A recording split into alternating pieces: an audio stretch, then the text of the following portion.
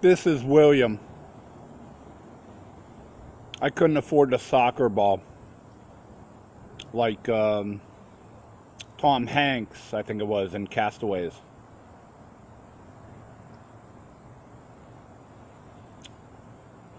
I got this bag, this backpack, whatever term you want to use, in Houston, I believe it was, just outside of Houston. Goodwill store, thrift store, something like that. I was attracted to it. Good,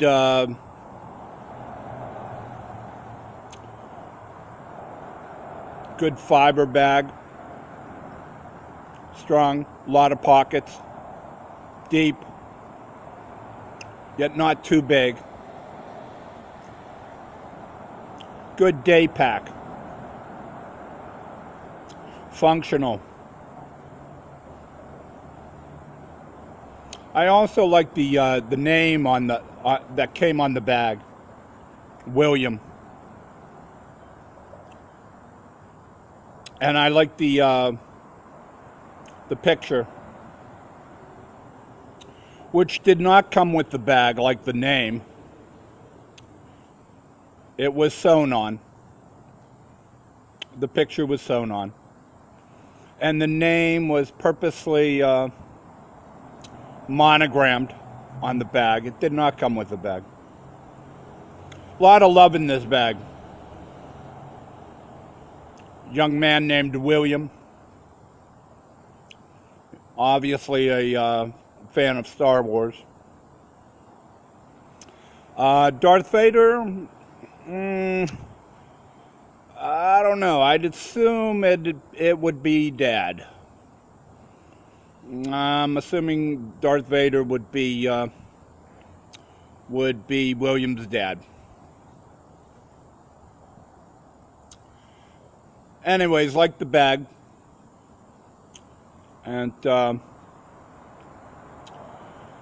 so you'll know me now by William. All right, now that you know who I am, let me tell you what I am. I am a 55-year-old white homeless man who has been homeless for 3 years and has scoured the country and gone about the country.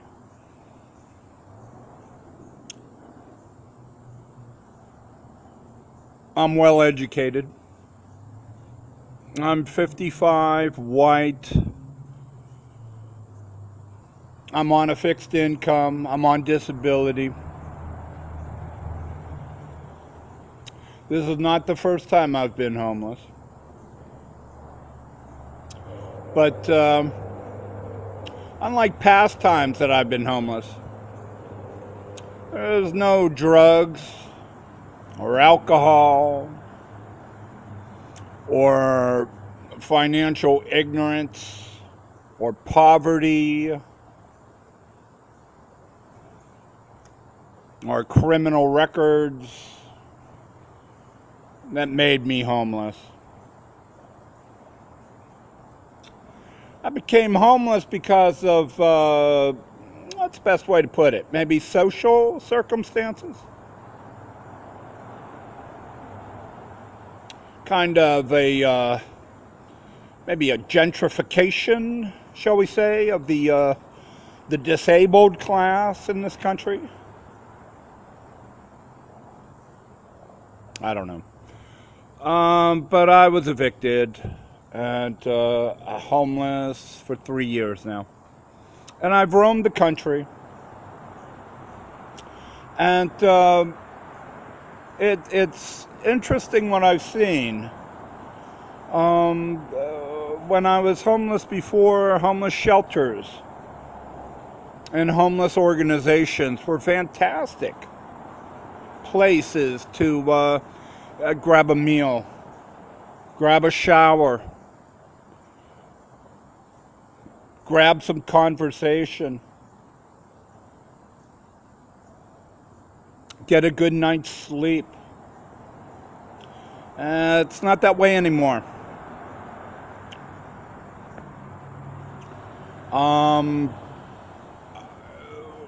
In many ways, the homeless shelters, the homeless aid that I have found throughout the country, and now after 3 years I've been throughout much of the country, it's been very punitive and persecutorial. And I always wondered that, why are homeless shelters, aid stations, things like this, that years ago were very, very supportive of homeless men. Why all of a sudden the persecution? And then it dawned on me, we're in the 1 years. Now, what I mean by that is the 1 years is that everybody's good, everybody's great, especially if you live in a community, especially if you're a neighbor, especially if you know neighbors, especially if you own an apartment, an efficiency, a house, a home.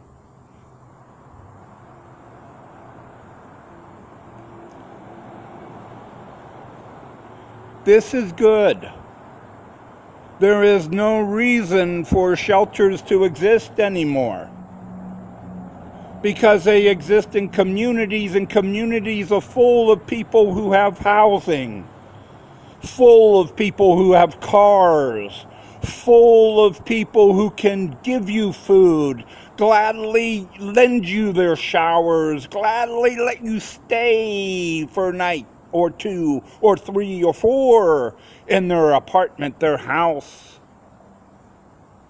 There's no need for shelters anymore. So I suppose the shelters have become persecutive and punitive because, they're go to the people in the community.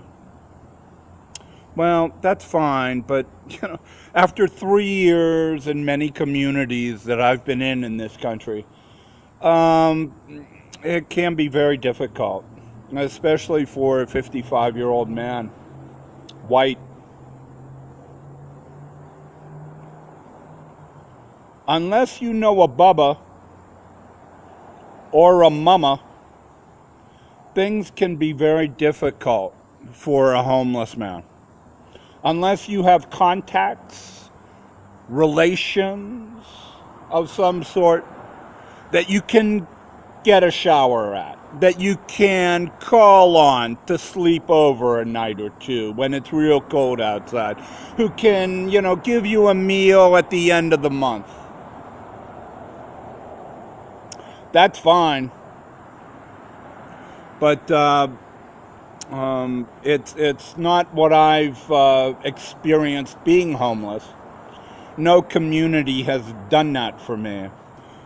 If anything, I have gotten support from my own family, all peers, all middle-aged or older, who have given me money when I have needed it for the most part.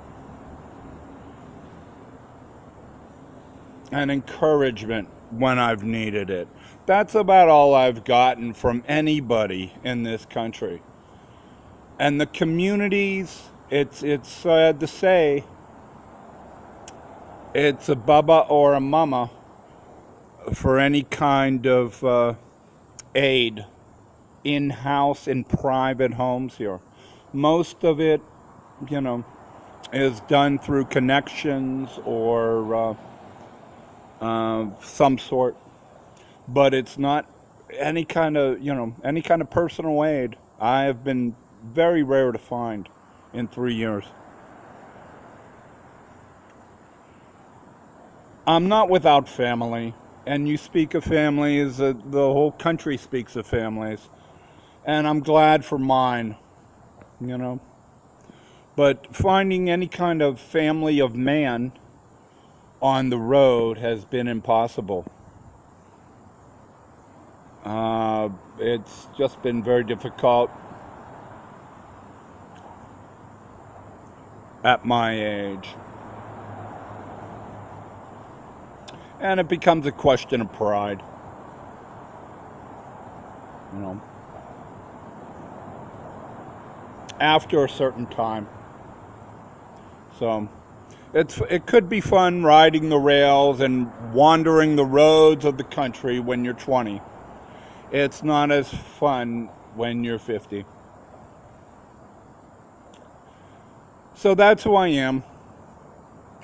What I'm going to give you that I hope you'll watch in these videos and these posts that I have made throughout the country is just a view of a 55-year-old white man who has been homeless for 3 years and has experienced both as a homeless man and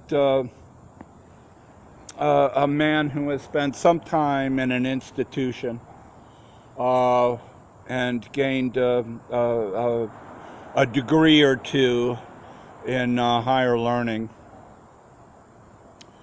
So this is my travels with Charlie, mixed with a kind of Mark Twain Roughing It, and a let's see, how about some kind of video cam version of it. I hope you like it. I hope it instructs. I hope it informs. I hope it entertains. And I hope it might move you or think twice when you look down on that homeless man or that homeless woman, and just say, hey, you're nothing, because we here in this neighborhood, this family of people here that I've known for years, are so wonderful, and that there's no reason you should be the way you are, because I know these people, everyone in detail, and I know who they are and what they are. And so you really should not feel good about yourself.